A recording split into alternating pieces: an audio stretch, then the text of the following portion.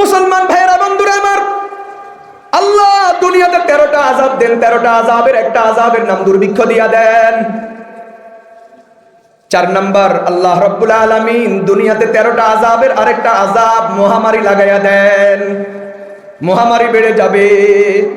মুসলমান, গত কিছুদিন আগে করোনা হয়েছে, করোনাতে গোটা পৃথিবীতে 1,82,00,000 মারা গেছে। তোমার খবর আসেনি?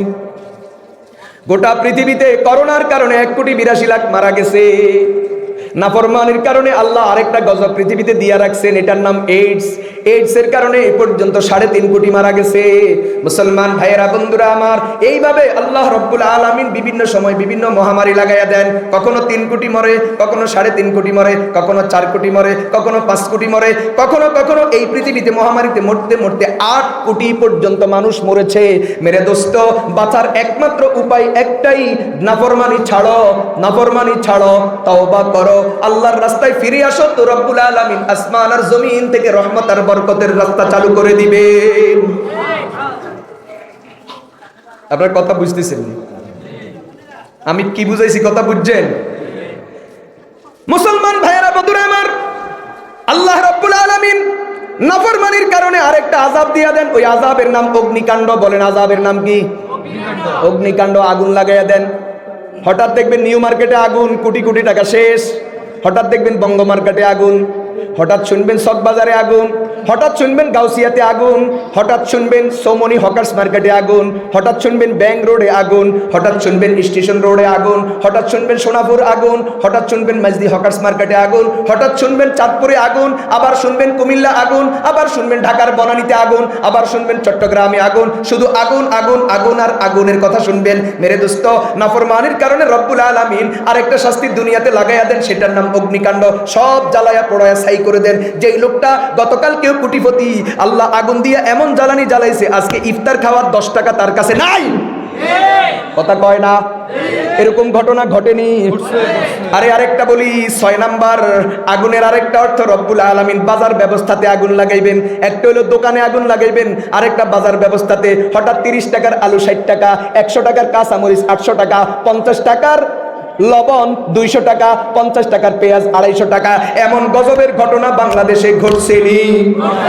আল্লাহ বলেন, সব তোমাদের নাফরমানির কারণে, বিমা কাসাবাত আইদিন নাস, সব তোমাদের কর্মদোষে। কথা বলেন ঠিক না বেঠিক? শেষ আরেকটা পয়েন্টের উপর 2-4টা কথা বলি। মেরে দোস্ত, রব্বুল আলামিন মানুষের নাফরমানির কারণে আরেকটা আযাব দেন, ওইটার নাম ভূমিকম্প।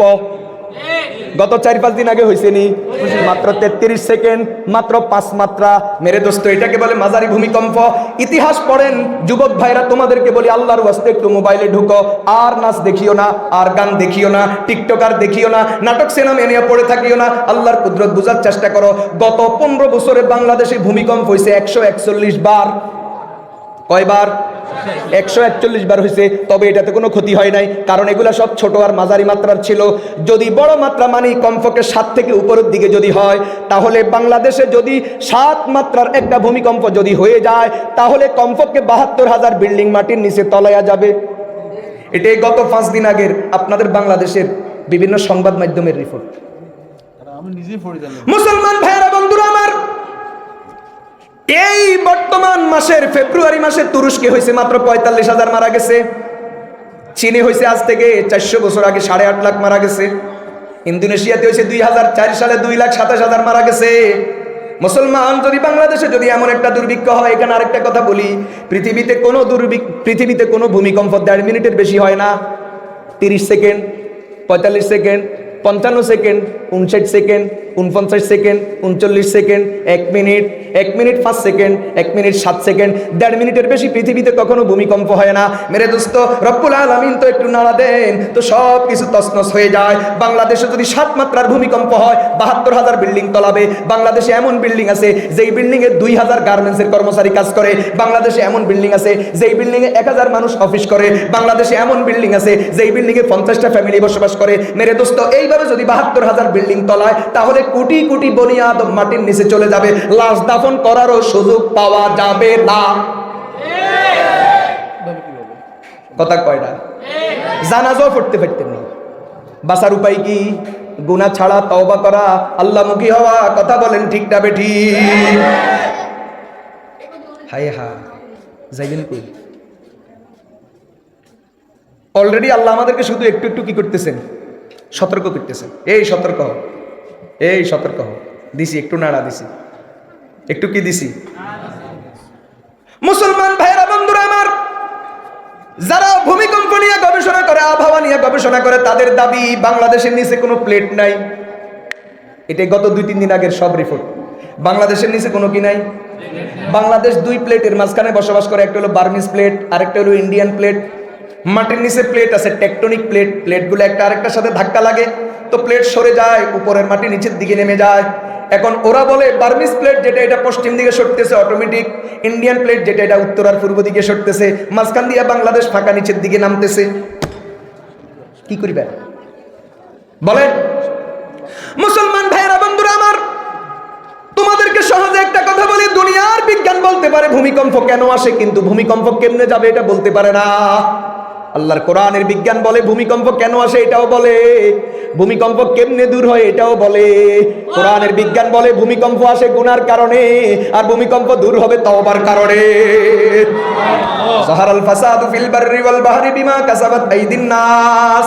আল্লাহ বলেন পৃথিবীতে ফাসাদ দেখা দিবে তোমাদের কৃতকর্মের কারণে। ফাসাদের অর্থ 13টা, একটার নাম ভূমিকম্প। দূর হবে কেমনে? কোরআনে কারীমে সূরা নূহ বলে ফাকুল তুস্তাগফিরু রাব্বাকুম ইন্নাহু কানা গাফফারা ইউরসিলিস সামাআ আলাইকুম মিদরারা ওয়া ইউমদিদুকুম বিআমওয়ালিন ওয়া বানিন ওয়া ইয়াজআল লাকুম জান্নাতিন ওয়া ইয়াজআল লাকুম আনহারা মা লাকুম লা তারজুনা লিল্লাহি ওয়াকারা ওয়া ক্বাদ খালাকাকুম আতওয়ারা আলাম তারাউ কাইফা খালাকাল্লাহু সাবআ সামাওয়াতিন তিবাকা। মেরে দোস্ত, অনেক লম্বা আলোচনা, সংক্ষেপে বলি। আল্লাহ রাব্বুল আলামিন নূহ আলাইহিস সালামের কওমের উপর যখন নারাজ হইয়া গেছেন, তাদের নাফরমানির কারণে, সীমালঙ্ঘনের কারণে আল্লাহ তাদেরকে 4টা শাস্তি দিয়েছেন। 1 নাম্বার 40 বছর বৃষ্টি বন্ধ, 2 নাম্বার 40 বছর ক্ষেতের মধ্যে উৎপাদন বন্ধ, 3 নাম্বার 40 বছর নদীতে মাছ বন্ধ, 4 নাম্বার 40 বছর পর্যন্ত কোনো মায়ের গর্ভে সন্তান হয় না, সন্তান জন্ম নেওয়া বন্ধ। 40 বছর পর্যন্ত নাফরমানির পরে, 40 বছর পর্যন্ত শাস্তি দেওয়ার পরে কওমের এখন বুঝে আসছে, হায় হায় আমাদের তো আর উপায় নাই, পিঠ তো দেয়ালে ঠেকে গেছে। সবাই দৌড়ে আসছে পয়গম্বরের কাছে। পয়গম্বর আল্লাহর দরবারে হাত তুললেন, তো আল্লাহ রাব্বুল আলামিন নির্দেশ দিলেন ইস্তাগফিরু রাব্বাকুম, তোমাদের গুনাহের কারণে আমি নারাজ হইছি, এইজন্য নারাজ হইয়া শাস্তি দিছি। অতএব গুনাহ ছাড়ো, ইস্তেগফার করো, তাহলে আমি তোমাদের জন্য আবার সব কিছুর সমাধান করে দিব। ইউরসিলিস সামাআ আলাইকুম মিদরারা, আসমান থেকে বৃষ্টি দেব।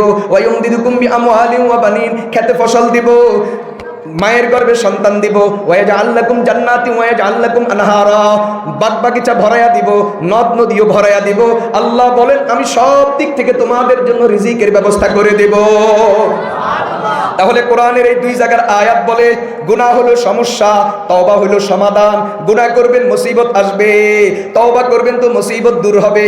গুনাহের কারণে দুর্ভিক্ষ আসতেছে, গুনাহের কারণে ভূমিকম্প আসতেছে, গুনাহ ছেড়ে দিয়া তওবা করলে দুর্ভিক্ষ দূর হবে, ভূমিকম্প দূর হবে, আসমানি জমিনি আযাব গজব দূর হবে। মেরে দোস্ত আমার, আল্লাহর কোরআন বলে ওয়ালাউ আন্না আহলাল কুরা আমানু ওয়াত্তাকাউ লাফাতাহনা আলাইহিম বারাকাতিম মিনাস সামাই ওয়াল আরজ ওয়ালাকিন কাযযাবু ফাআখাযনাহুম বিমা কানু ইয়াকসিবুন। আল্লাহ বলেন নাফরমানি করলে আমি ধরা দিই, আর যদি নাফরমানি বাদ দিয়া ঈমান আর তাকওয়ার রাস্তায় চলে তো আমি আসমান থেকে বরকত চালু করে দিই, জমিন থেকে বরকত চালু করে দিই। আসমান থেকে বরকত আসে, জমিন থেকে বরকত আসে। আসমান থেকে সময় মতো বৃষ্টি আসে, আর জমিন থেকে যখন যা দরকার হয়, কখনো শাকের দরকার, কখনো তরকারির দরকার, কখনো সবজির দরকার, কখনো চাউলের দরকার, কখনো আটার দরকার, কখনো মেডিসিন দরকার, যখন যা দরকার সব কিছু এই জমিন থেকে উৎপাদন করে দেয়। মুসলমান ভাইয়েরা আমার, বলেন তো চায়নারা শক্তিশালী না বাংলাদেশ শক্তিশালী? আমেরিকা শক্তিশালী না বাংলাদেশ শক্তিশালী?